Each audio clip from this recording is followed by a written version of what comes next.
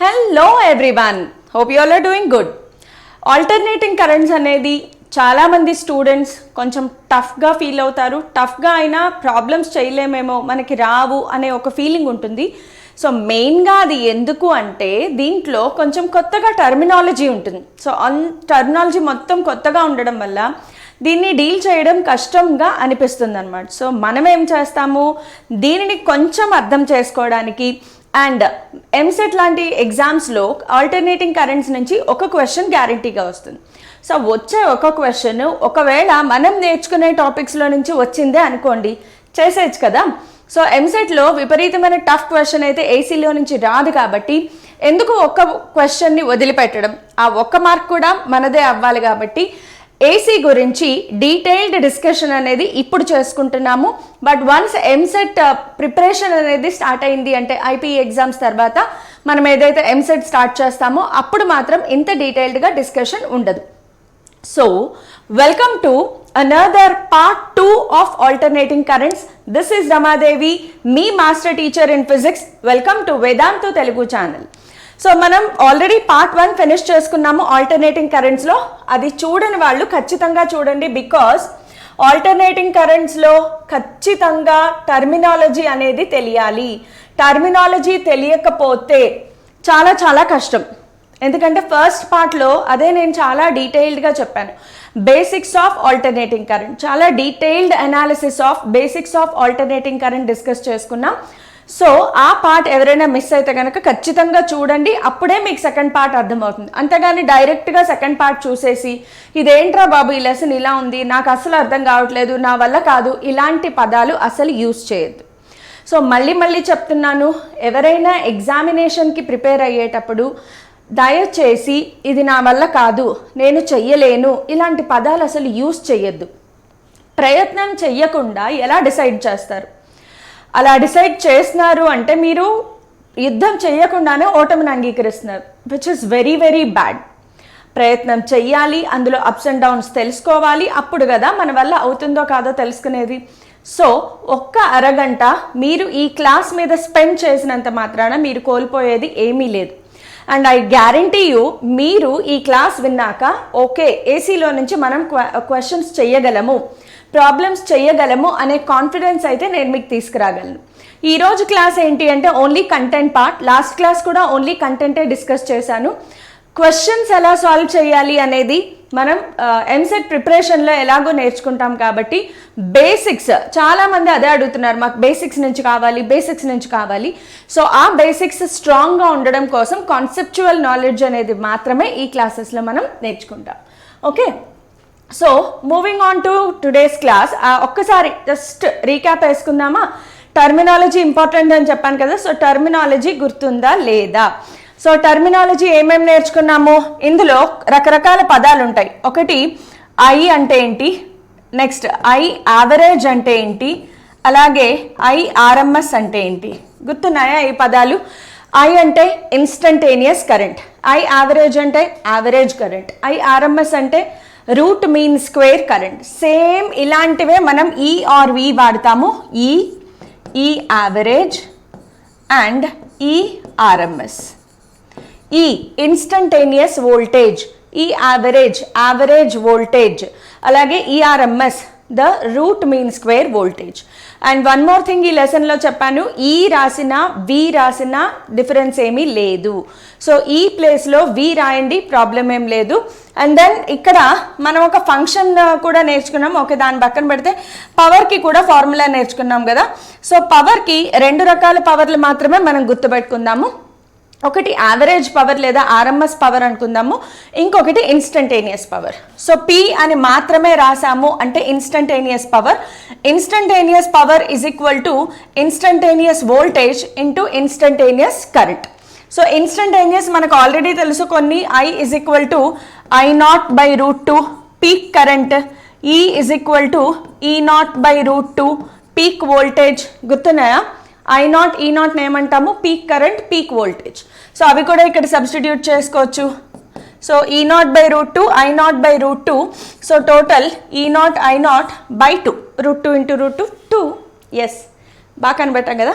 Okay, next పవర్కి average power average పవర్కి ఒక ఫార్ములా చెప్పాను, గుర్తుందా? Average power is equal to E RMS I RMS cos phi. గుర్తుందా? కాజ్ ఫై అనేది చాలా ఇంపార్టెంట్ ఫ్యాక్టర్. సో ఇవన్నీ మిస్ అవ్వకూడదు.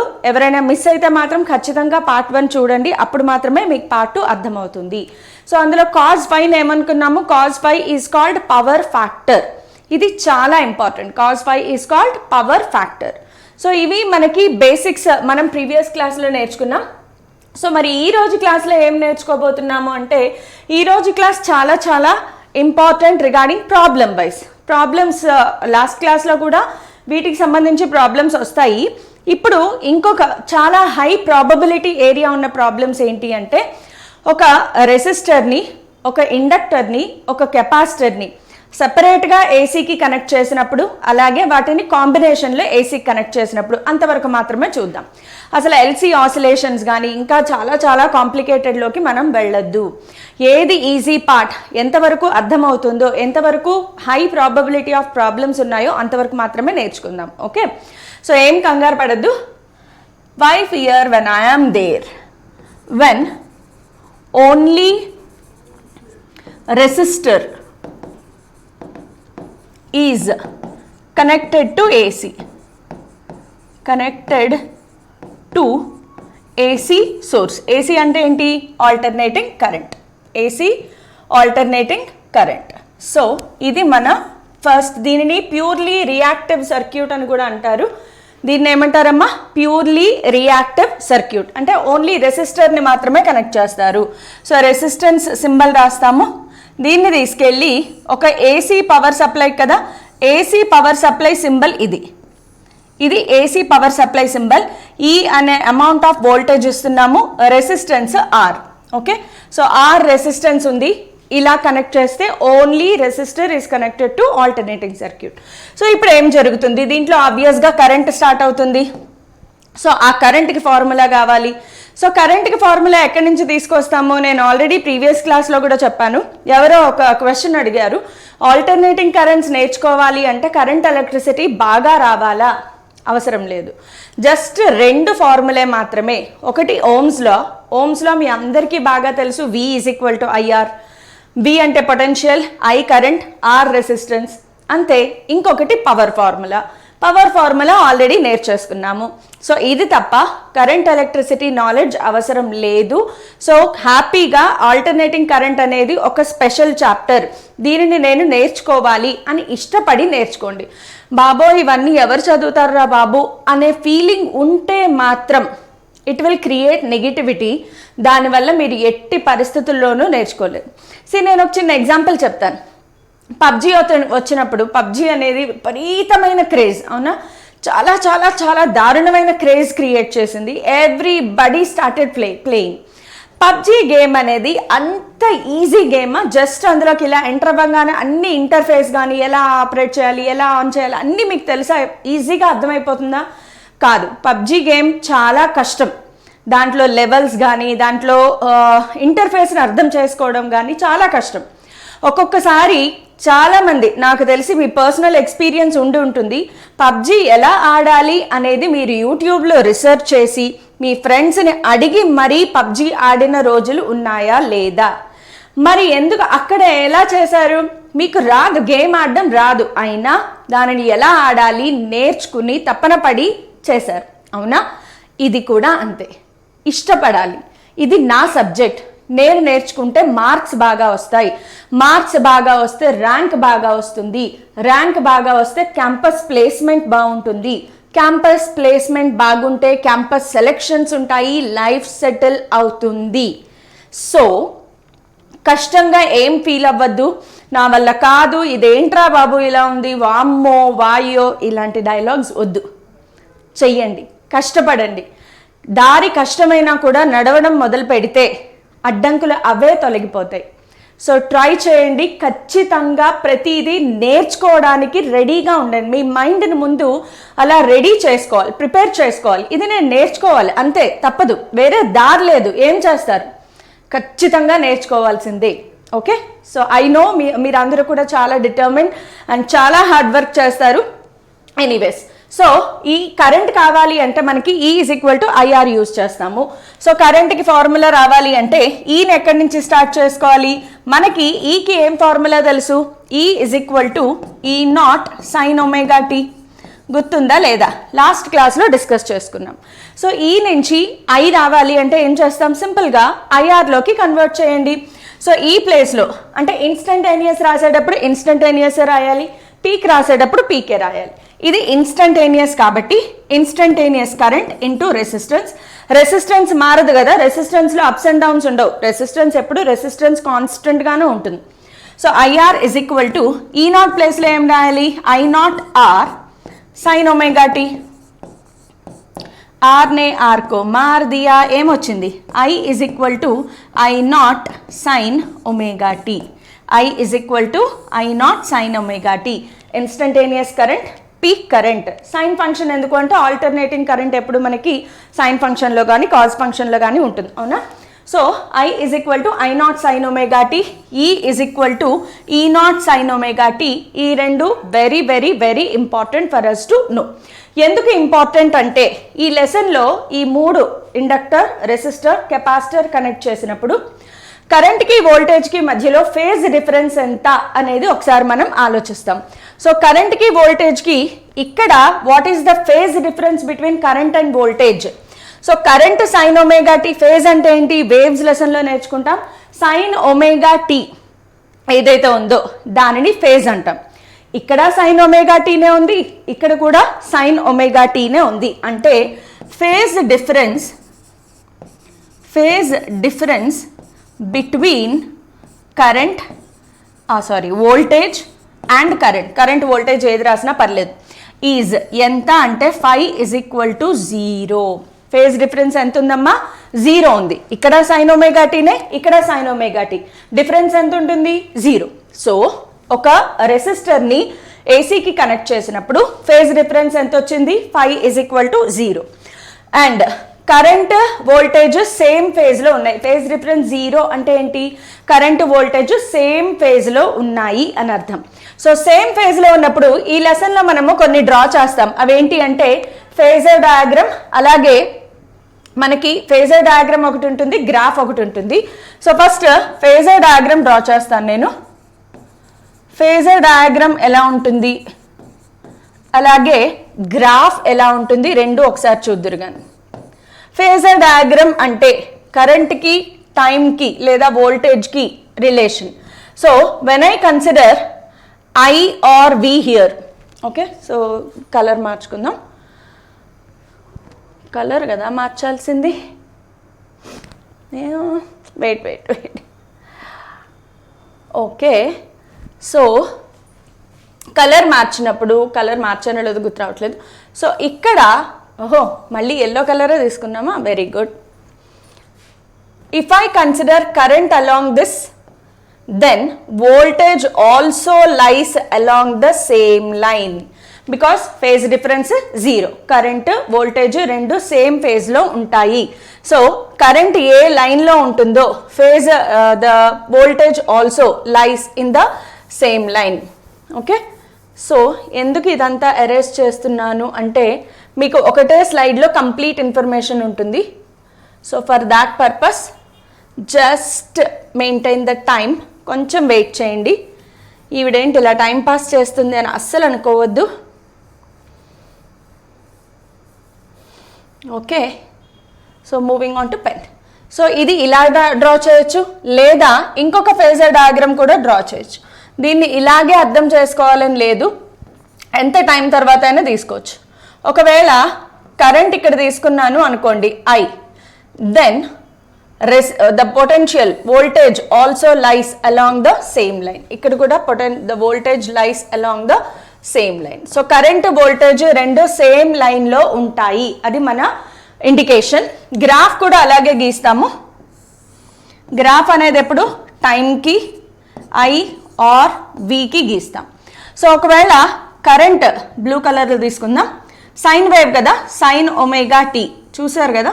సో సైన్ వేవ్ గీసుకుంటూ వెళ్దాం. సో సైన్ వేవ్ గీసుకుందాము. 0, T/2, T, 3T/2 ఇలా టైం వెళ్తూ ఉంటుంది.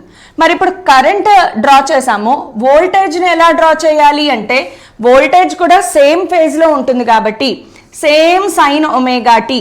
సో ఒకటే టైంలో యాంప్లిట్యూడ్ మారచ్చు. సో దీనిని ఏమంటాము, peak voltage. Okay, so at any instant of time కావాలి అంటే ఇన్స్టంటేనియస్ వోల్టేజ్. కరెంట్ కూడా అలాగే చెప్తాము, దీనిని పీక్ కరెంట్ అంటారు. ఎనీ టైం కావాలి అంటే ఇన్స్టంటేనియస్ కరెంట్ అంటారు. సో మీరు ఇక్కడ అబ్జర్వ్ చేయాల్సింది ఏంటి, there is no phase difference. రెండు ఒకటే టైంలో పీక్కి వెళ్ళాయి, ఒకటే టైంలో జీరోకి వచ్చాయి. ఇక్కడ పవర్ గురించి కూడా ఒకసారి చూద్దాం. What is average power and what is instantaneous power. Instantaneous power కావాలి అంటే instantaneous current and instantaneous voltage, P is equal to VI అనే ఫార్ములా వాడతాం. P is equal to EI. Instantaneous ప్లేస్లో ఏం రాయొచ్చు, ఈ ప్లేస్లో E0 sine omega tea, I ప్లేస్లో ఐలో ఏమొచ్చింది I0 sine omega T, I0 sine omega T. Okay, so E0 I0 sine omega T into sine omega T sine square omega T. ఇది మన ఇన్స్టంటేనియస్ పవర్. ఇన్స్టంటేనియస్ పవర్ కాకుండా మనకి ఇంకొక power చాలా important, average power. So P average is equal to formula ఏంటి, ERMS IRMS cause ఫై. ఇది మన formula. Cause ఫైలో ఇక్కడ ఫై వాల్యూ ఎంత, 0. కాజ్ 0 వాల్యూ ఎంత, 1. సో ఏం మిగిలింది, ERMS IRMS లేదు, E0 I0 by 2. ERMS ప్లేస్లో E0 by √2, IRMS ప్లేస్లో I0 by √2 రాయొచ్చు. అయితే బాగా గుర్తుపెట్టుకోండి, మనం ఇవన్నీ కంపారిజన్ చెయ్యాలి. ఓన్లీ రెసిస్టర్ని ఒక AC సర్క్యూట్లో కనెక్ట్ చేసినప్పుడు దాని average power is not 0 but it is maximum. Average power value ఉంది చూసారా, RMS into potential RMS into current RMS. So maximum power అనేది డెలివర్ చేస్తుంది. The resistor when it is connected to AC circuit, it delivers maximum power. గుర్తుపెట్టుకోండి, చాలా చాలా important. And దీంట్లో what is the total resistance offered in the circuit, ఆరే ఉంటుంది. So అది స్పెషల్గా చెప్పనవసరం లేదు, కానీ చాలా మంది రికగ్నైజ్ చేయలేకపోతున్నారు. సో ఇది కూడా గుర్తుపెట్టుకోండి, టోటల్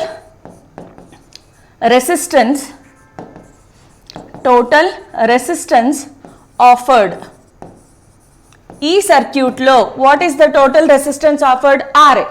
ఇంకేం లేదు, ఆర్ అమౌంట్ ఆఫ్ రెసిస్టెన్స్ మాత్రమే అది ఆఫర్ చేస్తుంది. సో ఇది మొత్తం ఈ స్లైడ్లో ఓన్లీ రెసిస్టర్ ఉన్నప్పుడు దీనినే ప్యూర్లీ రియాక్టివ్ సర్క్యూట్ అని కూడా అంటాం. మూవింగ్ ఆన్ టు నెక్స్ట్ ఏంటి అంటే ఇండక్టర్ని కనెక్ట్ చేసినప్పుడు. So next, when only inductor is connected to AC. So only ఇండక్టర్ని మాత్రమే ఏసీకి కనెక్ట్ చేసాము. సో దానిని ఏమంటారంటే ప్యూర్లీ ఇండక్టివ్ సర్క్యూట్. ప్రీవియస్ సర్క్యూట్ని ఏమంటారు, ప్యూర్లీ రియాక్టివ్ సర్క్యూట్. ఇప్పుడు ఈ సర్క్యూట్ని ఏమంటారు, ప్యూర్లీ ఇండక్టివ్ సర్క్యూట్. సో ఇండక్టర్కి సింబల్ తెలుసా, జిలేబీ, సాగదీసిన జిలేబీ అన్నమాట. సో ఇండక్టర్ సింబల్ ఏంటి, L. అండ్ ఇక్కడ ఎంత అమౌంట్ ఆఫ్ ఈఎంఎఫ్ ఇస్తున్నారు మీరు, ఈ అమౌంట్ ఆఫ్ ఈఎంఎఫ్ ఇస్తున్నారు. మనకి తెలుసు ఈ అమౌంట్ ఆఫ్ ఈఎంఎఫ్ ఇచ్చినప్పుడు దీనిలో I amount of current start అయింది. సో ఈకి ఫార్ములా ఏం రాస్తాం, E is equal to E0 sine omega T. ఇప్పుడు మన పరిస్థితి ఏంటి, ఈ నుంచి I రప్పించాలి. ఈ నుంచి ఐని రప్పించాలి అంటే E is equal to IR రాయచ్చా రాయకూడదా, ఇక్కడ IR రాసేద్దాం. కానీ రెసిస్టెన్స్ లేదుగా సర్క్యూట్లో. So E is equal to IR రాయలేం కాబట్టి ఇండక్టర్ నుంచి ఈఎంఎఫ్ని కరెంట్ని ఎలా రప్పిస్తాము. సో ఇక్కడ మనం ఏం చేయాలి, ఇప్పుడు నాకు E ఉంది, L తెలుసు, I కావాలి. సో Eకి Lకి ఐకి రిలేషన్ ఎలా వస్తుంది, ఈకి ఎల్కి ఐకి రిలేషన్ ఎలా ఉంటుంది. సో ఇది ఎక్కడ వస్తుంది మనకి అంటే ఎలక్ట్రోమాగ్నెటిక్ ఇండక్షన్ ఈఎంఐ లెసన్లో వస్తుంది, ఈఎంఐ లెసన్లో. ఓకే, సో అక్కడ we know that E is equal to minus L into di by dt. తెలియని వాళ్ళు ఎవరైనా ఉంటే ఇప్పుడు కొత్తగా నేర్చుకోండి, ప్రాబ్లం ఏం లేదు, బట్ తెలిసి ఉండాలి. ఓకే, సో ఈ మాత్రం బేసిక్ ఫార్ములా అయితే, బికాస్ మీరు ఇయర్ ఎండింగ్లో ఉన్నారు, సెకండ్ ఇయర్ మొత్తం అయిపోయింది, ఐపీఈ కూడా ప్రిపేర్ అయ్యారు. సో ఎక్కడో ఒక చోట ఈ ఫార్ములా మైండ్లోకి వచ్చి ఉండాలి. సో ఖచ్చితంగా మైండ్లో పెట్టుకోండి, ఈఎంఎఫ్, ఇండక్టెన్స్, కరెంట్, వీటికి relation E = -L × di/dt. So ఇక్కడ నేను డెరివేషన్ స్కిప్ చేస్తున్నాను, డెరివేషన్ అవసరం లేదు, ఇక్కడ మనం ఇంటిగ్రేషన్ చేయాలి, కరెంట్ కావాలి కదా. సో కరెంట్ కావాలి అంటే ఏం చేయాలి, ఈ డిటీని షిఫ్ట్ చేసి రెండు వైపులా ఇంటిగ్రేట్ చేస్తాం. సో ఇంటిగ్రేట్ చేస్తే ఫైనల్గా మనకి వచ్చే ఆన్సర్ ఎలా ఉంటుంది అంటే I = మైనస్ ఇంటిగ్రేషన్ ఈ ప్లేస్లో మళ్ళీ ఏం రాస్తాము, E0 sin ωt రాయాలి. సో డెరివేషన్ చేయట్లేదు, నేను స్కిప్ చేస్తున్నాను. Integration of sin ωt minus cos ωt, minus minus cancel అయిపోతుంది మనకి. సో మనకు వచ్చేది ఏంటి అంటే I = I0 sin ωt minus π/2. ఎందుకు ఇలా రాశాను అంటే sin ωtని ఇంటిగ్రేట్ చేసినప్పుడు కాజ్ వస్తుంది, కాజ్ని సైన్ టర్మ్స్లోకి రాసుకోవాలి. కాజ్ని సైన్ టర్మ్స్లోకి రాయాలి అంటే sin ωt మైనస్ π/2 వస్తుంది. సో ఇక్కడ ఇది మనకి ఇంపార్టెంట్. సో ఈకి ఐకి ఫార్ములా చూసుకోండి. ఒక ఇండక్టర్ని మాత్రమే కనెక్ట్ చేసినప్పుడు ఈకి ఫార్ములా ఏంటి, E = E0 sin ωt. ఐకి ఫార్ములా ఏంటి అంటే I = I0 sin ωt minus π/2. ఒక టర్మ్ ఎక్స్ట్రా వచ్చింది, అదేంటంటే మైనస్ π/2. అంటే ఈ కన్నా I మైనస్ π/2లో ఉంది. π/2 అంటే 90 degrees కదా. So we conclude that when only inductor is connected in a circuit, ఒక ఇండక్టర్ని మాత్రమే కనెక్ట్ చేసినప్పుడు the current lags behind voltage, current voltage వెనకాలే వెళ్తుంది. ఎన్ని డిగ్రీస్ డిఫరెన్స్తో, 90 degrees డిఫరెన్స్తో. ఓకే, సో మైనస్ π/2 మైనస్ వెనక నెగిటివ్ కదా, వెనకాల ఉంటుంది. So current lags behind the voltage by 90 degrees. So in a phase difference ఎంత ఇక్కడ అంటే 90 degrees. ఫస్ట్ ఆఫ్ ఆల్ రాసేద్దాము ఫేజ్ డిఫరెన్స్. ఎందులో, in a purely inductive circuit phase difference ఎంత, ఫస్ట్ ఆఫ్ ఆల్ 90 degrees. π/2 అన్న 90 degrees అన్న ఒకటే. Next ఇందులో ఇంకొక point to be noted down, ఇది ఒక point to be noted down your honour. ఇంకొక point to be noted down ఏంటి అంటే the current lags behind voltage, current lags behind voltage by 90 degrees. Current lags behind voltage by 90 degrees.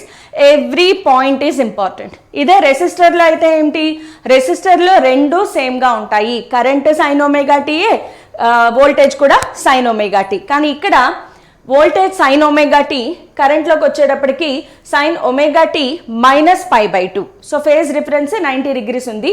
Next ఇక్కడ I0 కూడా discuss చేసుకోవాలి, దానికి వెళ్ళే ముందు ఒకసారి ఫేజర్ డయాగ్రామ్ చూసేద్దాము. So let us see about phasor diagram and graph. ఇందులో phasor diagram ఎలా వస్తుంది, అలాగే గ్రాఫ్ ఎలా వస్తుంది చూద్దాం. సో ఫేజర్ డయాగ్రామ్ గ్రాఫ్ గీసేటప్పుడు మనం ఏం దృష్టిలో పెట్టుకోవాలి, ఫేజర్ డయాగ్రామ్ గీసేటప్పుడు, గ్రాఫ్ గీసేటప్పుడు 90 degrees దృష్టిలో పెట్టుకోవాలి. ఫస్ట్ ఆఫ్ ఆల్ కరెంట్ చూద్దాం. కరెంట్ అనేది ఇక్కడ నేను కన్సిడర్ చేశాను అనుకోండి. For example if I'm considering current along X axis, ఇక్కడ ఏం చెప్పుకున్నాము, వోల్టేజ్ కరెంట్ కన్నా 90 degrees ముందు ఉంటుంది, లేదా కరెంట్ వోల్టేజ్ కన్నా 90 degrees బ్యాక్ ఉంటుంది. సో ఇప్పుడు నేను వోల్టేజ్ ఎక్కడ గీయాలి, కరెంట్ కన్నా 90 degrees ముందు ఉంటుంది. So this is my voltage. ఏమైనా అర్థమైందా లేదా, ఎలా అయినా డ్రా చేయొచ్చు, దీంట్లో 90 degrees డిఫరెన్స్ ఉండాలి. For example if I consider current with some angle, ఇక్కడ కరెంట్ ఉంది అనుకుంటే ఇప్పుడు నేను వోల్టేజ్ని ఎలా డ్రా చేయాలి, కరెక్ట్గా దీనికి 90 degrees యాంగిల్లో వోల్టేజ్ని డ్రా చేసుకోవాలి. సో గుర్తుపెట్టుకోండి, కరెంట్ కన్నా వోల్టేజ్ 90 degrees ముందు ఉండాలి, లేదా వోల్టేజ్ కన్నా కరెంట్ 90 degrees వెనకాల ఉండాలి, అంతే కదా. రాజమండ్రికి వైజాగ్ ఎంత దూరమో వైజాగ్ నుంచి రాజమండ్రి కూడా అంతే దూరం ఉంటుంది. Now coming to graph. గ్రాఫ్లో ఏంటి, మనము టైంకి కరెంట్కి వేరియేషన్ చూస్తాం. సో ఇక్కడ టైం కన్సిడర్ చేద్దాం. ఫస్ట్ కరెంట్ డ్రా చేస్తే ఫస్ట్ వోల్టేజ్ డ్రా చేసుకుందాం, ఈజీగా ఉంటుంది. సో ఇక్కడ రెడ్ కలర్ నేను వోల్టేజ్కి యూస్ చేస్తున్నాను. So this is the voltage. So దీన్ని ఏమంటాము, పీక్ వోల్టేజ్. ఎక్కడైనా ఎట్ ఎనీ ఇన్స్టెంట్ ఇది ఇన్స్టంటేనియస్ వోల్టేజ్. మరి కరెంట్ ఇప్పుడు ఎలా డ్రా చేయాలి, కరెంట్ దీనికంటే 90 డిగ్రీస్ వెనకాల ఉంది కాబట్టి ఎగ్జాక్ట్లీ 90 డిగ్రీస్ వెనకాల స్టార్ట్ అవ్వాలి. మీరు ఒకసారి ఇక్కడ అబ్జర్వ్ చేస్తే ఎక్కడైతే వోల్టేజ్ 0 అయ్యిందో అక్కడ కరెంట్ మ్యాక్సిమం ఉంది, ఎక్కడైతే కరెంట్ మ్యాక్సిమం అవుతుందో అక్కడ వోల్టేజ్ 0 అయ్యింది. సో ఇక్కడ ఇది మన పీక్ కరెంట్. సో ఇది మన పీక్ కరెంట్. అలాగే అట్ ఎనీ ఇన్స్టెంట్ తీసుకుంటే ఇన్స్టంటేనియస్ కరెంట్. సో అబ్జర్వ్ చేయండి, ఇక్కడ వోల్టేజ్ 0 అయ్యింది, కరెంట్ మ్యాక్సిమంలో ఉంది. ఇక్కడ కరెంట్ మ్యాక్సిమంలో ఉంది, సారీ ఇక్కడ కరెంట్ మ్యాక్సిమంలో ఉంది, వోల్టేజ్ 0 అయిపోయింది. సో 90 డిగ్రీస్ డిఫరెన్స్లో ఉంటుంది. ఇలా డ్రా చేస్తే సరిపోతుంది. ఇప్పుడు most important point to be discussed ఏంటి అంటే ఇక్కడ what is the resistance offered in the circuit. First of all in purely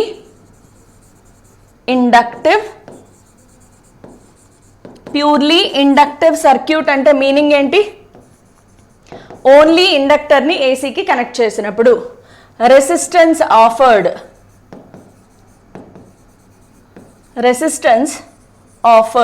ఏంటి అంటే, రెసిస్టెన్స్ ఎక్కడొస్తుంది అంటే I0 దగ్గర కదా, I is equal to V/R. So అక్కడ రెసిస్టెన్స్ ఆఫర్డ్ ఏమంటారు అంటే దీనికి ఒక మంచి పేరు ఉంది. ఆ పేరు ఏంటి అంటే ఇండక్టివ్ రియాక్టెన్స్. దీని పేరేంటి,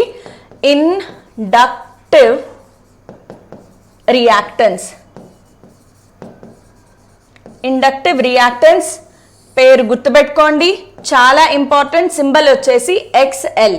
ఇండక్టివ్ రియాక్టెన్స్ సింబల్ ఏంటి, XL. సో XL కి formula XL is equal to omega L. XL is equal to omega L. Omega ప్లేస్లో ఏం రాయొచ్చు, 2πf లేదా 2π/T ఎలా అయినా రాయొచ్చు. So XL is equal to 2πf into L. L అనేది ఏంటి, ఇండక్టాన్స్, F ఫ్రీక్వెన్సీ. ఓకే, ఇక్కడ చాలా important point to be noted ఏంటి అంటే XL is directly proportional to the frequency. XL is directly proportional to the frequency. అంటే inductive reactance, the resistance offered by an inductor when connected in AC, it depends on frequency.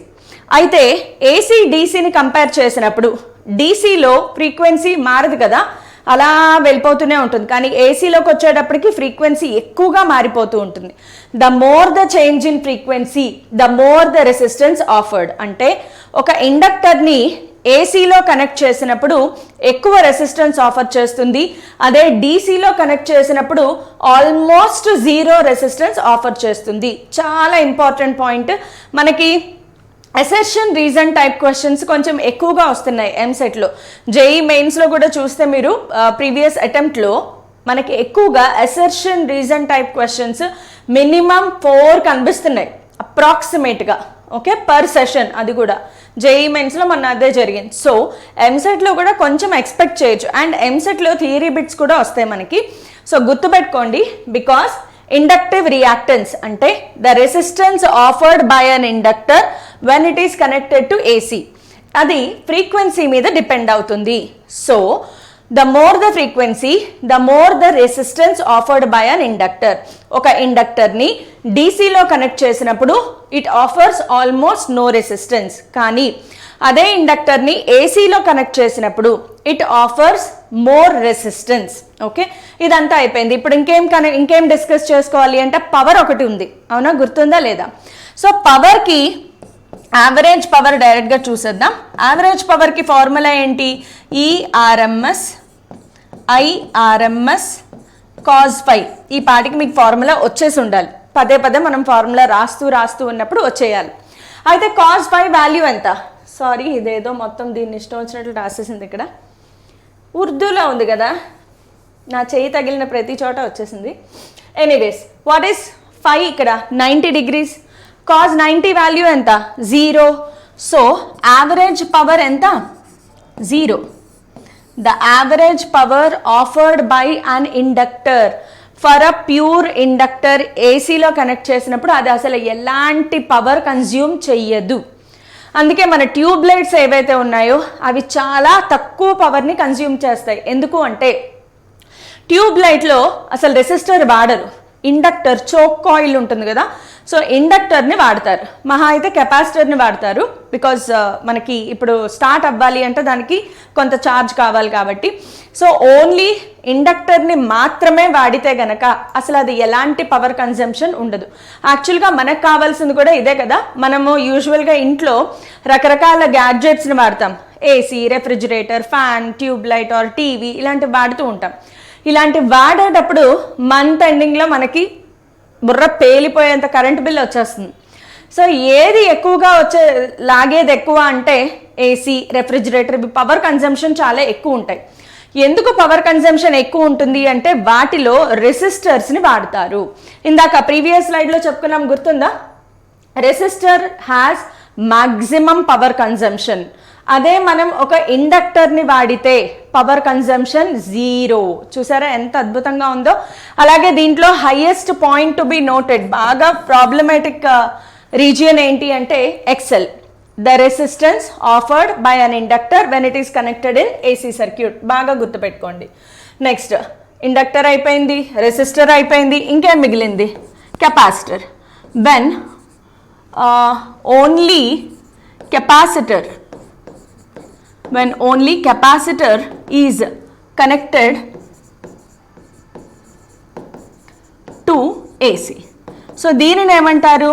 Purely capacitive circuit.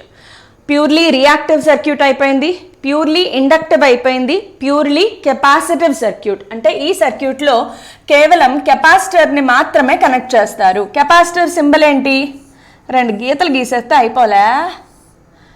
AC, capacitor symbol capacitance C, ఇక్కడ ఈ amount of EMF apply చేసాం. So ఈ amount of EMF apply చేసినప్పుడు I amount of current బయలుదేరింది. So ఈ నుంచి ఐకి current కావాలి, సో ఐని రప్పిస్తాం. ఈ ఫార్ములా ఏం రాస్తాం? ఈ is equal to E not sine omega tea. కానీ ఇక్కడ ఈ ఈజ్ ఈక్వల్ టు ఐఆర్ రాసేద్దామా? మరి రెసిస్టెన్స్ లేదు కదా. సో ఈకి, సికి, ఐకి రిలేషన్ ఏంటి? డైరెక్ట్ రిలేషన్ అయితే లేదు. సో మనం ఏం చేస్తాము? సికి ఈకి రిలేషన్ ఉంది. ఎస్, ఈకి సికి రిలేషన్ ఉంది. అది ఎక్కడి నుంచి వస్తుంది మనకి అంటే C is equal to Q by V. ఏమైనా ఐడియా ఉందా? Q is equal to C V. Yes, C is equal to Q by V. ఇక్కడి నుంచి వి అన్న ఈ అన్న ఒకటి కాబట్టి Q is equal to C into E. ఈ ప్లేస్లో E not sine omega T substitute చేస్తాము. మరి కరెంట్ ఎలా వస్తుంది అంటే ఛార్జ్కి కరెంట్కి రిలేషన్ వేసుకోవాలి. అదేంటి అంటే I is equal to d q by d t. So I is equal to d q by d t కాబట్టి రెండు వైపులా డిఫరెన్సియేషన్ చేయాలి. అదే ఇండక్టర్ అయితే ఇంటిగ్రేట్ చేసాము, దీనికైతే డిఫరెన్సియేషన్ చేయాలి. బట్ అగైన్ ఈ డెరివేషన్ అంతా నేను స్కిప్ చేస్తున్నాను, అవసరం లేదు. ఏది కావాలో అది మాత్రమే నేర్చుకుందాము. ఇదంతా రాకపోయినా మీ ప్రాబ్లం ఏం లేదు, వదిలేసేయండి. ఇక్కడ నుంచి మనకు కావాల్సింది ఐకి ఈకి relation. So I is equal to I naught E not sine omega T వస్తే ఈ ఈజ్ ఈక్వల్ టు, ఇక్కడ I is equal to I not sine omega T plus pi by 2. ఏమైనా వెలుగుతోందా? మీ ఇంట్లో ట్యూబ్లైట్ కాదు, బుర్రలో ఏమైనా వెలుగుతోందా? ఇండక్టర్కి, కెపాసిటర్కి, రెసిస్టర్కి, మూడిటికి బాగా గుర్తుపెట్టుకోవాలి. రెసిస్టర్లో E is equal to E not sine omega T, I is equal to I not sine omega T. ఇండక్టర్లో E is equal to E not sine omega T, I is equal to I not sine omega T minus pi by 2. కెపాసిటర్లోకి వచ్చేప్పటికి E is equal to E not sine omega T, I is equal to I not sine omega T plus pi by 2. So మళ్ళా phase difference కోసం వస్తే what is the phase difference అంటే 90 degrees. కానీ మరి ఇండక్టర్కి కెపాసిటర్కి ఏంటి difference అంటే ఇండక్టర్లో current minus pi by 2 ఉండడం వల్ల ఇండక్టర్లో కరెంట్ లాగ్స్ బిహైండ్ వోల్టేజ్. కానీ కెపాసిటర్లోకి వచ్చేటప్పటికి +π/2 ఉంది, అంటే కరెంట్ ఈఎంఎఫ్ కన్నా ముందు ఉంటుంది, వోల్టేజ్ కన్నా ముందు ఉంటుంది. ఎంత? 90 degrees. సో దీంట్లో చాలా important point to be noted. First point ఏంటి? ఫేజ్ డిఫరెన్స్ రాద్దాం. First point to be noted your honour, phase difference ఎంత? Phase difference phi = 90 degrees. అవునా కాదా? నెక్స్ట్ ఇప్పుడు ఏం రాయాలి? ఇది positive, so current leads voltage by 90 degrees. So ఇక్కడ వాడాల్సిన ఫార్ములా ఏంటి? In purely capacitive circuit current leads voltage, current leads voltage by 90 degrees. Current leads voltage by 90 degrees. So this is the main point to be noted.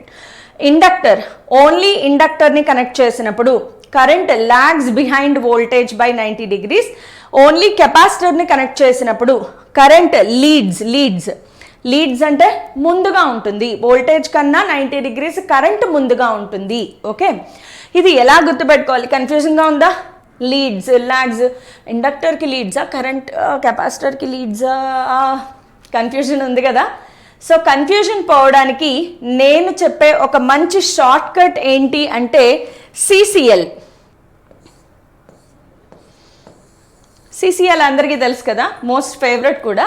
CCL, కెపాసిటర్లో current leads, కెపాసిటర్లో current. CCL, capacitor current leads, ముందు వస్తుంది.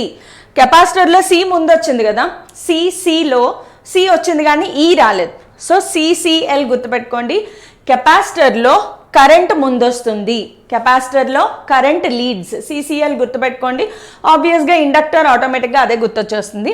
So next మనం ఏం చేస్తాము? Phasor diagram అలాగే graph చూసేద్దాము క్విక్గా. సో ఫేజర్ డయాగ్రామ్ అలాగే గ్రాఫ్, ఫేజర్ డయాగ్రామ్ గ్రాఫ్ చూసేద్దాము. సో ఫేజర్ డయాగ్రామ్లో రెండు రకాలు, ఎలా గీసుకున్నా పర్లేదు, మనం ఎక్స్ యాక్సిస్ వై యాక్సిస్, నేను 2-3 రకాలు గీసి చూపిస్తాను మీకు. అలాగే గ్రాఫ్లో ఎప్పుడు టైం తీసుకుంటాము, ఇక్కడ ఐ ఆర్ వి మాత్రమే కన్సిడర్ చేస్తాం. సో ఫేజర్ డయాగ్రామ్లో ఫస్ట్ మనం ఎప్పుడు కూడా ఇక్కడ ఏంటి? Current leads voltage. So first voltage draw చేసేసుకుందాము. ఒకవేళ నేను వోల్టేజ్ని కనుక ఇక్కడ కన్సిడర్ చేస్తే, ఒకవేళ వోల్టేజ్ని ఇక్కడ కన్సిడర్ చేస్తే, లేదా ఒకవేళ వోల్టేజ్ని ఇక్కడ కన్సిడర్ చేస్తే, లేదు నా వోల్టేజ్ ఇలా ఉంది అనుకుందాం. ఫస్ట్ వోల్టేజ్ డ్రా చేసేస్తున్నాను. ఇప్పుడు కరెంట్ని ఎలా డ్రా చేయాలి? ఏం చెప్పుకున్నాము? Current leads voltage by 90 degrees. Already current ఇక్కడ ఉంది అంటే, వోల్టేజ్ ఇక్కడ ఉంది అంటే దీనికంటే ముందు ఉండాలి, మనకి వోల్టేజ్ కన్నా ముందు ఉండాలి కరెంట్. సో కరెంట్ ఇక్కడ వస్తుంది. లేదా ఇది కన్ఫ్యూజింగ్గా ఉంది అంటే ఇక్కడ వోల్టేజ్ ఉంది, వోల్టేజ్ కన్నా 90 degrees ముందు కరెంట్ ఉండాలి. సో ఇక్కడ మనకి కరెంట్ వస్తుంది. ఇది వోల్టేజ్ కాదు, కరెంట్. సో ఇక్కడ కరెంట్ రాస్తాం. సో ఇది కరెంట్. సో వోల్టేజ్ ఎక్కడ ఉందో కరెక్ట్గా అక్కడి నుంచి 90 degreesలో మనం కరెంట్ పెట్టాలి. ఇక్కడ కూడా అంతే, స్టార్ట్స్ అహెడ్ కదా, ముందు స్టార్ట్ అయిపోతుంది. కాబట్టి ఇప్పుడు మన గ్రాఫ్ ఇలా ఉంటుంది.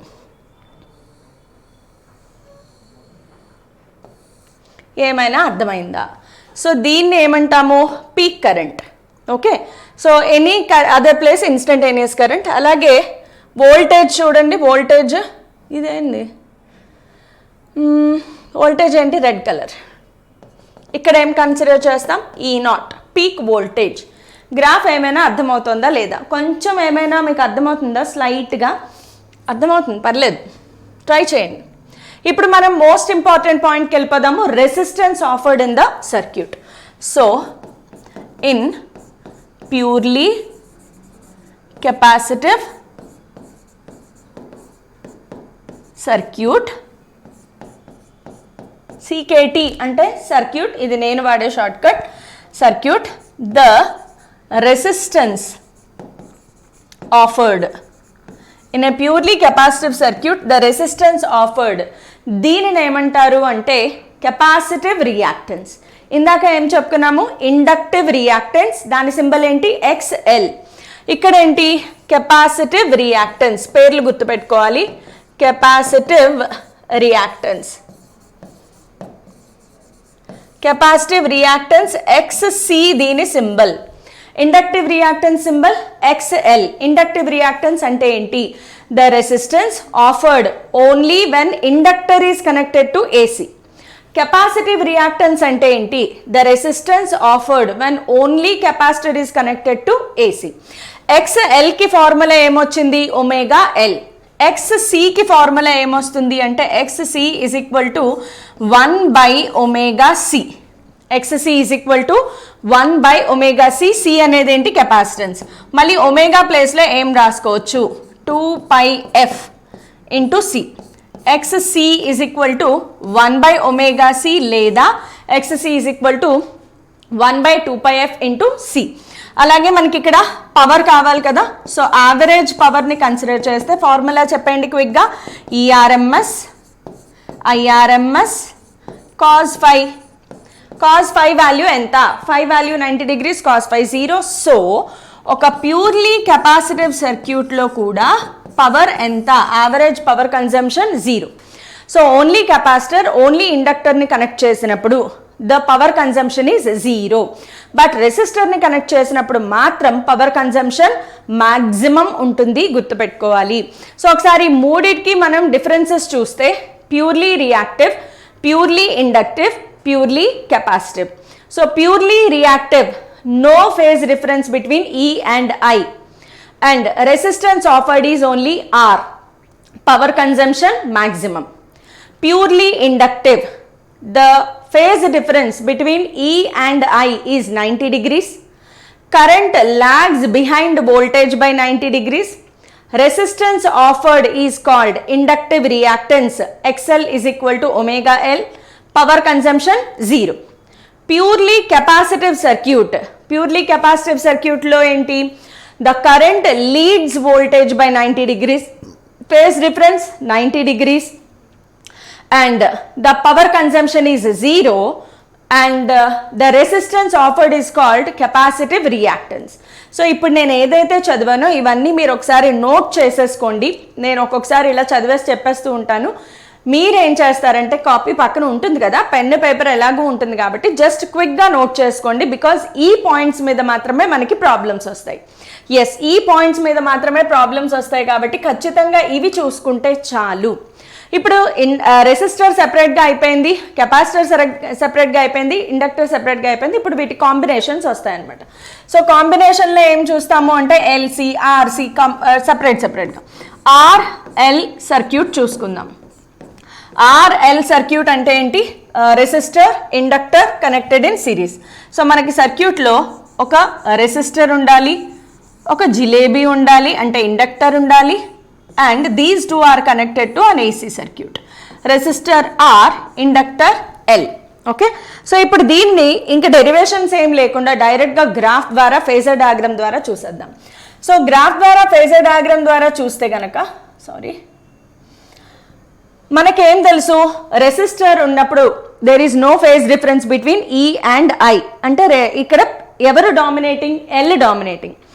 L ఉన్నప్పుడు ఏమైంది, E అనేది మా వెనకాల అంటే 90 degrees వెనకాల ఉంది. సో మనం ఇక్కడ ఫేజర్ డయాగ్రామ్ని ఇలా గీసుకుంటే X axis, Y axis consider చేద్దాం. ఫేజర్ డయాగ్రామ్ ఈజీగా ఉంటుంది చూడండి. So if I consider E here, ఇక్కడ E కన్సిడర్ చేశాను అనుకోండి. ఫర్ అ రెసిస్టర్ కరెంట్ ఇక్కడే ఉంటుంది, ఈఎంఎఫ్ కూడా ఇక్కడే ఉంటుంది. కానీ ఒక ఇండక్టర్కి current lags behind the voltage. So ఇక్కడ కరెంట్ని ఎక్కడ డ్రా చేయాలి నేను, current has to be drawn here I. ఈ రెండిటికి మధ్యలో 90 degrees డిఫరెన్స్ ఉంటుంది. ఇప్పుడు ఈ రెండిటికి మనం ప్యారలలోగ్రామ్లో కనుక డ్రా చేస్తే, ఖచ్చితంగా ప్యారలలోగ్రామ్లో అప్లై చేస్తే రిజల్టాంట్ ఎలా వచ్చిందమ్మా, ఇక్కడ వచ్చింది రిజల్టాంట్. సో ఇది మన ఫేజ్ డిఫరెన్స్ అయ్యింది. ఓకే, ఇది రిజల్టాంట్ అవుతుంది, ఇది మన ఫేజ్ డిఫరెన్స్. సో ఇక్కడ tan phi కనుక వేసుకుంటే మనము tan phi is equal to opposite side by adjacent side. Opposite side ఎంత I, అడ్జసెంట్ సైడ్ ఎంత E. సో I/E రాసేసుకోవచ్చు. ఓకే, సో I/E రాసుకోవచ్చు. I ప్లేస్లో sin ωt -π/2 రాసుకుంటాము. ఈ ప్లేస్లో E0 sin ωt రాసుకుంటాము. సో అది కాకుండా మనకి రెసిస్టెన్స్ని కూడా రిప్రజెంట్ చేసుకోవచ్చు. సో ఇందులో రెసిస్టెన్స్కి ఏమవుతుంది, ద రెసిస్టెన్స్ ఆఫర్డ్ కూడా చూద్దాం. రెసిస్టెన్స్ ఆఫర్డ్, రెసిస్టెన్స్ ఆఫర్డ్ ఏంటి అంటే ఇక్కడ రెసిస్టెన్స్ని ఏమంటారు అంటే ఇంపీడెన్స్ అంటారు. ఇక్కడ ఒక కొత్త పదం వస్తుంది, దాన్ని ఏమంటారంటే ఇంపీడెన్స్ అంటారు. గుర్తుపెట్టుకోండి, ఇంపీడెన్స్. ఇంపీడెన్స్ని జెడ్తో సింబలైజ్ చేస్తారు ఈ లెసన్లో. ఇంపీడెన్స్ అంటే nothing but resistance offered in an AC circuit when some devices are connected. So ఇక్కడ ఇంపీడెన్స్కి ఫార్ములా ఏమవుతుందంటే √R² ప్లస్ XL². బికాస్ మనం పైథాగరస్ థీరం అప్లై చేసిన 90 degrees ఉంది కాబట్టి cos 90 0 అయిపోతుంది. So A² + B² + 2AB cos θ వాడచ్చు, లేదా పైథాగరస్ థీరం వాడినా మీకు Z అనేది వచ్చేస్తుంది. R అలాగే ఉంటుంది, బట్ XL ప్లేస్లో మనం ఏం రాసుకోవచ్చు, XL ప్లేస్లో ωL. XL = ωL. So Z = R² + ωL². Omega ప్లేస్లో కావాలంటే మళ్ళీ 2πf కూడా రాసుకోవచ్చు. మొత్తం ఎంటైర్ ఫిజిక్స్లో ఒమేగా ప్లేస్లో 2πf లేదా 2π/t రాసుకోవాలి. మైండ్లో ఫిక్స్ చేసేసుకోండి అంతే. ఓకే, సో దీనికి ఫేజర్ డయాగ్రామ్ అవన్నీ గీస్తాము. మనకి ఇంకా గ్రాఫ్తో అవసరం లేదు పని, బికాస్ గ్రాఫ్ నుంచి క్వశ్చన్స్ ఏం రావు మనకి. ఎక్కడైనా ప్రాబ్లమ్స్ వచ్చే రీజియన్ ఉంది అంటే ఇదే, రెసిస్టెన్స్ గురించి మాత్రమే ప్రాబ్లమ్స్ వస్తాయి. సో ఇది మాత్రమే గుర్తుపెట్టుకోండి చాలు. ఓకే, సో సేమ్ వే ఒక మనము LR అయిపోయింది కదా, ఇప్పుడు RC సర్క్యూట్ చూద్దాం. RC circuit. So RC circuit అంటే ఏం కన్సిడర్ చేయాలి, రెసిస్టెన్స్ అలాగే కెపాసిటర్. ఒక రెసిస్టెన్స్ కెపాసిటర్ సిరీస్లో కనెక్ట్ చేసి తీసుకెళ్ళి ఒక ఏసీ సర్క్యూట్కి కనెక్ట్ చేసాము, RC. ఓకే, సో దీంట్లో కూడా మనం అబ్జర్వ్ చేస్తే ఆర్లో ఈకి ఐకి ఎలాంటి డిఫరెన్స్ లేదు, కానీ కెపాసిటర్లో the current leads the voltage by 90 degrees. Current leads the voltage by 90 degrees. So ఇందులో నేను డైరెక్ట్గా మీకు ఏది కావాలో అది మాత్రమే ఫార్ములా రాసేస్తున్నాను. సో ఇందులో రెసిస్టెన్స్ ఆఫర్డ్ క్యాలిక్యులేట్ చేయాలి. రెసిస్టెన్స్ ఆఫర్డ్ ఇది మాత్రమే మనకి తెలియాలి. ఓకే, సో దీంట్లో ఏంటి, ఎల్కి ఏదైతే అప్లై అయిందో అదే వస్తుంది. Current lags behind voltage by 90 degrees. దీంట్లో కెపాసిటర్కి ఏది ఉందో అదే అప్లై అవుతుంది. అంటే ఇక్కడ current leads voltage by 90 degrees. So capacitor ఏదైతే ఉందో దానికి సంబంధించినవే వస్తాయి. ఇక్కడ ఇండక్టర్ ఏదైతే ఉందో దానికి సంబంధించినవి వస్తాయి. ఓన్లీ రెసిస్టెన్స్ ఆఫర్డ్ మారుతుంది. ఇక్కడ కూడా రెసిస్టెన్స్ ఆఫర్డ్ని ఇంపీడెన్స్ అని అంటారు. ఇంపీడెన్స్ అని అంటారు. అది కూడా Z = √R² plus XC². Capacitor వల్ల వచ్చిన రెసిస్టెన్స్ ఏంటి, XC, R² plus XC². Because ఇక్కడ ఈ ప్లేస్లో I ప్లేస్లో మనము IR ఇవన్నీ రాసుకోవచ్చు అనమాట. E = IR రాసుకుంటే మనకి I క్యాన్సిల్ అయిపోతుంది, అలాగా రెసిస్టెన్స్ అనేది వస్తుంది అనమాట. So R² plus XC² √R² plus XC ప్లేస్లో ఏంటి 1/ωc². ఇది ఇంపీడెన్స్ ఆఫర్డ్. ఎస్, ఇదే most important point where the problems rise up. So నేను ఏదైతే ఇంపార్టెంటో అది మాత్రమే చెప్తున్నాను, బికాస్ ఇంకా ఎక్స్ప్లెయిన్ చేశాను అంటే టాపిక్ కాంప్లికేటెడ్ అయిపోతుంది. మళ్ళీ వెంటనే కింద కామెంట్స్ స్టార్ట్ అవుతాయి అన్నమాట. వామ్మో ఇవన్నీ ఎందుకు చెప్తున్నారు, మాకు ఇవన్నీ వస్తాయా, లాస్ట్ మినిట్లో మేము ఇవన్నీ ప్రిపేర్ అవ్వగలమా. నేను యూజువల్గా కామెంట్స్లో చాలా అబ్జర్వ్ చేస్తున్నాను, చాలామంది స్టూడెంట్స్ ఫస్ట్ థాటే నెగిటివ్ థాట్లో ఉంటున్నారు. నో, అది అసలు ఉండకూడదు. బికాస్ నెగిటివిటీ అనేది మనలో ఉండే ఎనర్జీని, మన పట్టుదలని, మన అన్నిటినీ డ్రైన్ చేసేస్తుంది. సో ఇది నా వల్ల అవుతుందా అవ్వదా అనేది అసలు ఎప్పుడూ ఆలోచించద్దు. ప్రయత్నం చెయ్యడమే ఇంపార్టెంట్. ప్రయత్నం చెయ్యండి, చేస్తేనే కదా తెలిసేది నీ వల్ల అవుతుందా అవ్వదా అనేది. 1 గంట 2 గంటలు 3 గంటలు కూర్చోవాలి కదా, దాని మీద కూర్చుని ప్రాక్టీస్ చేయాలి. 3-4 hours ప్రాక్టీస్ చేసిన తర్వాత కూడా అసలు నా వల్ల కావట్లేదు అంటే అప్పుడు మనం ఒక డెసిషన్ తీసుకోవాలి. అంతేగాని చూసి చూడగానే ఒక అభిప్రాయానికి అయితే ఖచ్చితంగా రాకూడదు. అండ్ మోర్ ఓవర్ ఫిజిక్స్లో ఏంటంటే కొంచెం లార్జ్ అమౌంట్ ఆఫ్ ఫోకస్ కావాలి.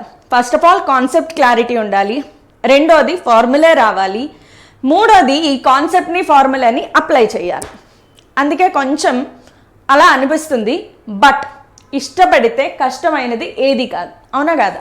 సో కొంచెం మనసు పెట్టండి, ఇది నా వల్ల అవుతుందా అవ్వదా అనేది పక్కన పెట్టేసేయండి, ప్రయత్నం చేయండి. ముందు ఫస్ట్ క్లాస్ వినండి, నోట్ మేకింగ్ చేసుకోండి, అక్కడి నుంచి ఒక గంట 2 గంటల పాటు కూర్చుని నంబర్ ఆఫ్ MCQs ప్రాక్టీస్ చేయాలి, ప్రాబ్లమ్స్ ప్రాక్టీస్ చేయాలి. ఫస్ట్ ప్రాబ్లం రాదు, సెకండ్ ప్రాబ్లం రాదు, మూడోది నెమ్మదిగా ట్రై చేస్తూ ఉంటే ఫస్ట్ ప్రాబ్లం కోసం రీసెర్చ్ చేస్తావు, సెకండ్ ప్రాబ్లం కోసం మళ్ళీ కంటెంట్ రీసెర్చ్ చేస్తాం. సో ఆబ్వియస్గా third problem, fourth problem, fifth, 10th ప్రాబ్లంకి వచ్చేటప్పటికి కొంచెం స్పీడ్ పెరుగుతుంది, అవగాహన పెరుగుతుంది. 15th ప్రాబ్లంకి వచ్చేటప్పటికి కొంచెం కాన్ఫిడెన్స్ వస్తుంది. సో నంబర్ ఆఫ్ బిట్స్ చేయాలి. యూజువల్గా చాలామంది ఏంటంటే ఫర్ ఎగ్జాంపుల్ ఒక 40 బిట్స్ చేసే ఎగ్జామ్ ఉంది అంటే ఒక్కొక్క చాప్టర్లో ఎన్ని నంబర్ ఆఫ్ బిట్స్ ప్రాక్టీస్ చేయాలి అనేది ఒక క్వశ్చన్. ఎన్ని నంబర్ ఆఫ్ బిట్స్ ప్రాక్టీస్ చేయాలి? చాలామంది అట్ ద మ్యాక్సిమం నేను ఆల్టర్నేటింగ్ కరెంట్లో నుంచి ఒక 20 బిట్స్ చేసేసుకున్నాను, 30 బిట్స్ చేశాను. నో, 100 బిట్స్ చేయాలి. హండ్రెడ్స్ ఆఫ్ బిట్స్ చేస్తేనే మీకు మోడల్స్ అనేవి మైండ్లో ప్రింట్ అవుతాయి. 20 బిట్లు 30 బిట్లు చేసుకుని వెళ్ళకూడదు ఎగ్జామ్కి.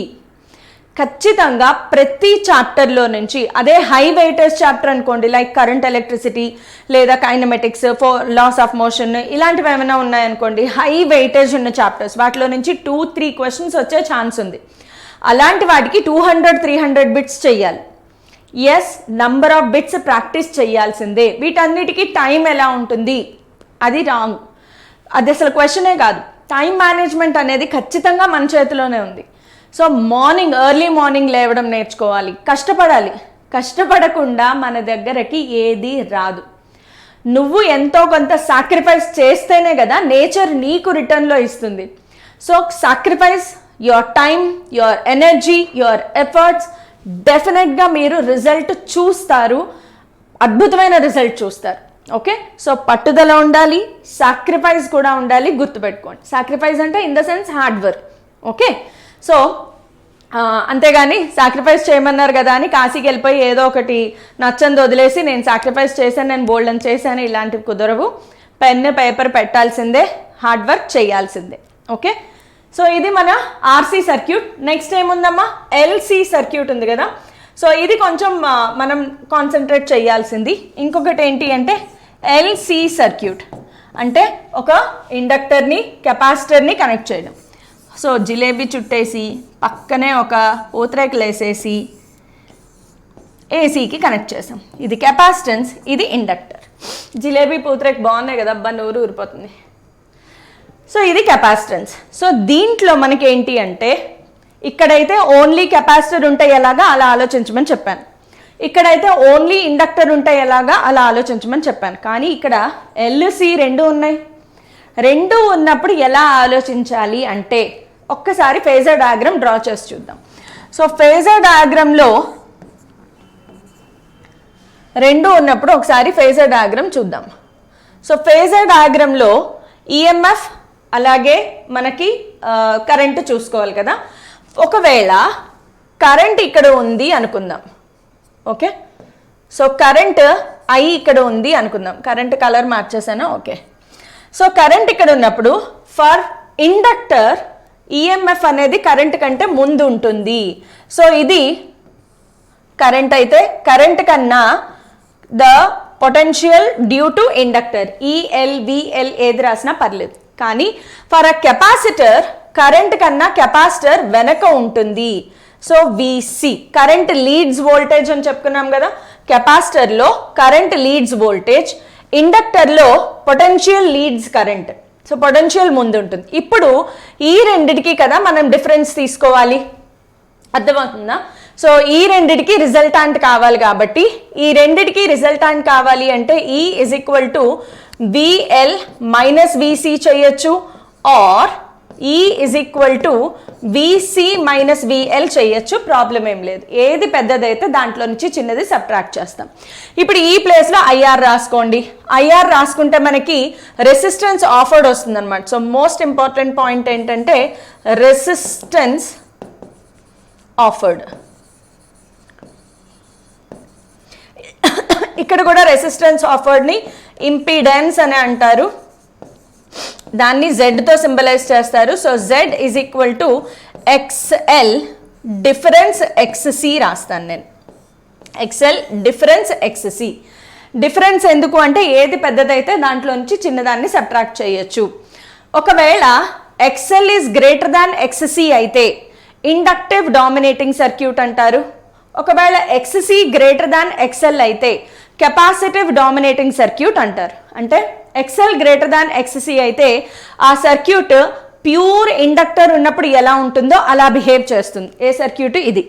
ఒకవేళ ఎక్స్సి గ్రేటర్ దాన్ ఎక్స్ఎల్ అయితే గనక this will behave as capacitor dominating circuit. So ఇది మనకి డిసైడ్ చేస్తుంది. ఎక్స్ఎల్ ఎక్స్సి మీరు ప్లేస్లో రాసుకోవచ్చు. ఎక్స్ఎల్ ప్లేస్లో ఒమేగా ఎల్ మైనస్ ఎక్స్సి ప్లేస్లో 1/ωc. ఇది కూడా మీరు రాసుకోవచ్చు. Okay, omega L minus XC ప్లేస్లో 1/ωc. ఓకే, సో చాలా ఇంపార్టెంట్ స్లైడ్ ఇది. ఇక్కడ క్యాలిక్యులేషన్స్ ఎలా వచ్చాయి కావాలి అనుకుంటే మనము ఎప్పుడైతే ఎంసెట్ సిరీస్ స్టార్ట్ చేస్తాం కదా, ఎంసెట్ సిరీస్లో ఒకవేళ ఈ ఫార్ములా ఎలా వచ్చింది తెలుసుకోవాలి అనుకుంటే నాకు కామెంట్స్లో చెప్పండి. నేను ఎంసెట్ సిరీస్ స్టార్ట్ చేసినప్పుడు ఖచ్చితంగా ఇది నోట్ చేసుకుని మీకు ఎక్స్ప్లెయిన్ చేస్తాను. లేదు అవసరం లేదు, ఫార్ములా తెలిస్తే చాలు అనుకుంటే జస్ట్ ఈ హెడ్డింగ్కి ఈ ఫార్ములా, ఈ హెడ్డింగ్కి ఈ ఫార్ములా గుర్తుపెట్టుకోండి. ఎల్సీ సర్క్యూట్లో ఏం తెలుస్తుంది అంటే ఎక్స్ఎల్ మైనస్ ఎక్స్సి ఏది పెద్దదైతే దాంట్లో చిన్నది సబ్ట్రాక్ట్ చేసుకోవచ్చు. ఇండక్టివ్ డామినేటింగ్ అవన్నీ చెప్పేశాను కదా. సో ఇంతవరకు తెలుసుకుంటే చాలు, మీరు ప్రాబ్లమ్స్ చేయగలుగుతారు. ఓకే, ఇవన్నీ నేర్చుకోండి. అయితే నేను వెంటనే ఇప్పుడు కూర్చొని ప్రాబ్లమ్స్ చేసేయగలనా అంటే కాదు. 2-3 సార్లు విని అర్థం చేసుకుంటే కానీ ఈ లెసన్లో వర్డ్స్ అనేవి మైండ్లో ప్రింట్ అవ్వవు. ఓకే, సో ఖచ్చితంగా మీరు కొత్తగా నేర్చుకుంటున్నారు కాబట్టి టైం పడుతుంది. 1-2 సార్లు నేర్చుకోండి. అందుకే ఈ లెసన్ని నేను ముందుగా కవర్ చేస్తున్నాను. బికాస్ చాలామంది అప్పటికప్పుడు స్పీడ్గా చెప్పేసి, ఇప్పుడు ఎంసెట్ కోచింగ్ అంటే ఎలా ఉంటుంది, మనకి చాలా స్పీడ్గా ఉంటుంది. ఏది కావాలి, ఎక్కడి నుంచి ఎలాంటి ప్రాబ్లమ్స్ వస్తాయి, ఇవన్నీ చెప్పేటప్పుడు బాగా డెప్త్లో బేసిక్స్కి వెళ్ళి చెప్పడం అవ్వదు, అంత టైం సరిపోదు. సో అలాంటి డెప్త్ బేసిక్స్ కావాల్సిన చాప్టర్ కాబట్టి ఏసీని నేను ఇప్పుడు కవర్ చేయడం అనేది జరుగుతుంది. నెక్స్ట్ ఫైనల్గా ఏంటి అంటే ఎల్సిఆర్ సర్క్యూట్. ఎల్సిఆర్ సర్క్యూట్ అది కూడా మనము సిరీస్లో మాత్రమే తీసుకుందాము. ప్యారలల్లో ఏంటి అనేది ఎంసెట్ కోచింగ్లో చెప్పుకుందాము. అంతగా అవసరం, అంత హై వెయిటేజ్ ఉన్నది కాదు.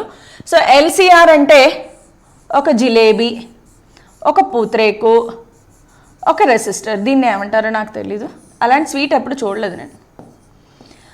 సో ఎల్సిఆర్ 3 ఉన్నాయి కదా. 3 ఉన్నప్పుడు ఎలాగా ఏం పర్లేదు, ఒక్కసారి చూసేద్దాం. చూడండి. So X axis Y axis తీసుకుందాము. ఒకవేళ కరెంట్ అనేది ఇక్కడ ఉంది అని కన్సిడర్ చేస్తాను, ఐ ఇక్కడ ఉంది అనుకుంటే ఒక రెసిస్టర్కి ఏమైనా అనాలిసిస్ చేయాలి. కరెంట్కి రెసిస్టర్కి no phase difference. So the voltage due to resistor కూడా ఇక్కడే ఉంటుంది. కానీ కెపాసిటర్కి వచ్చేటప్పటికి కెపాసిటర్లో current leads voltage by 90 degrees. Current ఇక్కడ ఉంటే దీనికంటే వోల్టేజ్ వెనక్కి ఉండాలి. కెపాసిటర్లో కరెంట్ నా వోల్టేజ్ కన్నా ముందు ఉంటుంది. సో కెపాసిటర్ దగ్గరకు వచ్చేటప్పటికి కెపాసిటర్కి ఇది బ్లూ తీసుకుందాం. సో కెపాసిటర్ దగ్గరకు వచ్చేటప్పటికి విసి అనుకుంటే ఎల్ ఏంటి, కరెంట్ కన్నా ముందు ఉండాలి. సో ఎల్ అనేది కరెంట్ కంటే ముందు ఉండాలి కాబట్టి దీనికి ఏం కలర్ పెడదాం, ఇంకేం మిగిలే కలర్స్ ఇంకేంలో, బ్లూ గ్రీన్ రెడ్లు అన్నీ వాడేస్తున్నాం. ఎనీవే గ్రీన్ ఇదేంటి అంటే విఎల్. ఇప్పుడు 3 వెక్టార్స్ ఉన్నాయి, విఆర్, విఎల్, విసి. ఈ మూడింటిని ఎలా డీల్ చేయాలి అంటే ఫస్ట్ ఈ రెండింటిని డీల్ చేస్తాము, ఆ తర్వాత దీంతో డీల్ చేస్తాం. సో ఈ రెండింటికి రిజల్టాంట్ ఏంటి? ఈ రెండింటికి రిజల్టాంట్ విఎల్ డిఫరెన్స్ విసి, అవునా? VL difference VC. ఇప్పుడు ఈ విఎల్ డిఫరెన్స్ విసి అనేది విఆర్కి పర్పెండిక్యులర్గా ఉంది. సో ఇక్కడ మన ఇంపీడెన్స్కి ఫార్ములా ఏమొస్తుంది? జెడ్ అంటే గుర్తుంది కదా, ఇంపీడెన్స్. జెడ్ అంటే ఏంటమ్మా? Impedance. Resistance offered by LCR circuit. దీన్నే ఏమంటాము? ఇంపీడెన్స్ అంటాం. So impedance Z is equal to under square root దేనికి? విఆర్కి విఎల్ మైనస్ విసి. వి ప్లేస్లో ఐఆర్ రాసుకుంటే ఐ క్యాన్సిల్ అయిపోయింది. So R square plus X L minus X C whole square. R square plus X L minus X C whole square. ఒకవేళ X C పెద్దదైతే X C minus X L కూడా వేసుకోవచ్చు. Anyway negative రాదు, బికాస్ మీకు ఇక్కడ హోల్ స్క్వేర్ ఉంది కాబట్టి. ఎక్స్ఎల్ ఎక్స్సి ప్లేస్లో ఇంకా ఏం రాయొచ్చు? ఆర్ స్క్వేర్ ప్లస్ ఎక్స్ఎల్ ప్లేస్లో ఒమేగా ఎల్ మైనస్ ఎక్స్సి ప్లేస్లో 1/ωc హోల్ స్క్వేర్. సో ఇది అమ్మ, ఇంతే. ఇది గుర్తుపెట్టుకున్నా చాలు మీకు. ఇందులో tan phi ఎలా క్యాలిక్యులేట్ చేయాలి? tan phi ఎలా క్యాలిక్యులేట్ చేయాలి అంటే ఈ రెండిటికి రిజల్టాంట్ కదా. సో ఈ రెండిటికి రిజల్టాంట్ అంటే VL minus VC by VR. tan phi is equal to opposite side by adjacent side. So phase reference కావాలి. tan phi is equal to VL difference VC by VR. V ప్లేస్లో IR రాసుకుంటే I cancel అయిపోతుంది కాబట్టి XL minus XC by R ఇలా కూడా calculate చేయొచ్చు. Cos phi కావాలి, adjacent side by hypotenuse. So ఇలా ఏదైనా కూడా మనం క్యాలిక్యులేట్ చేసుకోవచ్చు. బట్ అవన్నీ ప్రాబ్లమ్స్ని బట్టి డిపెండ్ అవుతాయి కాబట్టి ఎక్కువ డీప్గా వెళ్ళిపోవద్దు. జస్ట్ ఈ ఫార్ములా నేర్చుకోండి చాలు. ఈ ఫార్ములే మాత్రమే జస్ట్ ఒక పేపర్లో అలా వరుసగా ఇవాళ క్లాసు అలాగే పార్ట్ 1 క్లాస్ ఉంది కదా, అది ఈ రెండిట్లోనూ నేను చెప్పిన ఫార్ములా ఏవైతే ఉన్నాయో ఇవి ఒక పేజీలో నోట్ చేసుకోండి. ఇంతకంటే ఎక్కువ ఏం ప్రిపేర్ అవ్వద్దు. ఒక్క చిన్న కాన్సెప్ట్ ఉంది చెప్తాను. అదేంటి అంటే అట్ రెజనెన్స్ అనే కండిషన్ ఒకటి ఉంటుంది. అదేంటి colour మారలేదా?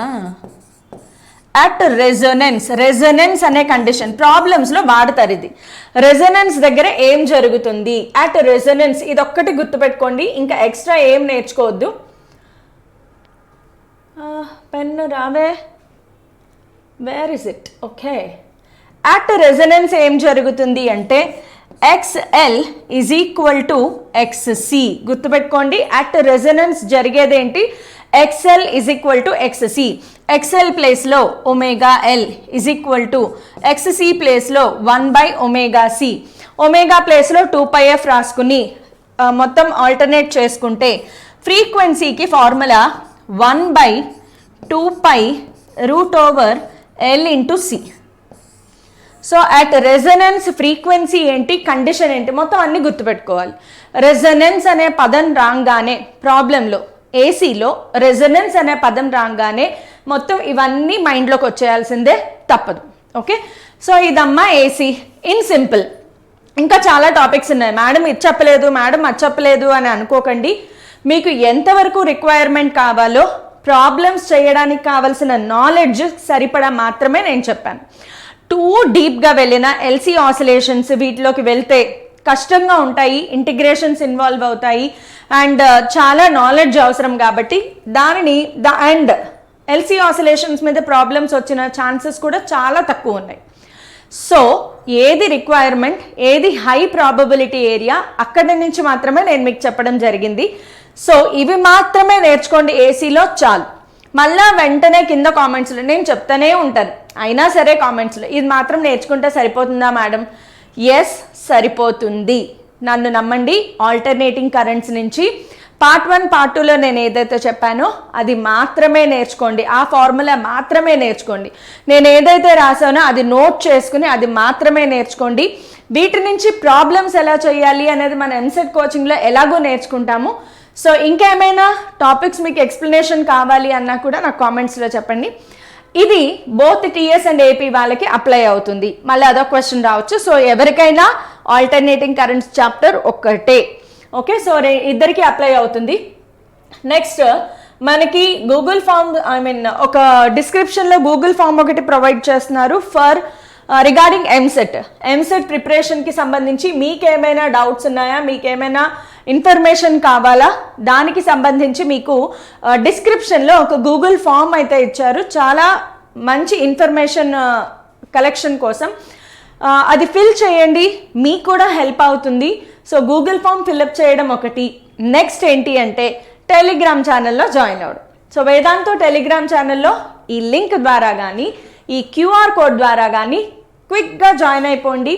At the same time ఒక్క లైక్ కొట్టేసుకోండి అండ్ వేదాంతు తెలుగు ఛానల్ని సబ్స్క్రైబ్ చేసుకోండి. సబ్స్క్రైబ్ చేసుకోకుండానే క్లాసెస్ చూస్తున్నారు, దానివల్ల ఆల్రెడీ చెప్పేసిన క్లాసెస్ని మళ్ళీ చెప్పండి అని అడుగుతున్నారు. అంటే వాళ్ళ ఛానల్లో ఆ క్లాసెస్ చూడలేదన్నమాట. సో మీరు సబ్స్క్రైబ్ చేసుకుంటే అడ్వాంటేజ్ ఏంటి, నోటిఫికేషన్స్ వస్తాయి. ఎప్పుడైనా సడన్గా లైవ్ పెట్టినా, ఏదైనా ఇన్ఫర్మేషన్ చెప్పాలన్నా, మంచి ఇన్ఫర్మేటివ్ క్లాస్ వస్తుంది అని మీకు తెలియాలన్నా నోటిఫికేషన్స్ వస్తాయి మీకు. సో మీరు ఏ ఒక్క క్లాసు మిస్ అవ్వకుండా ఉంటారు. సో కంపల్సరీగా సబ్స్క్రైబ్ చేసుకోండి, బోల్డ్ అంతమందికి షేర్ చేసేయండి.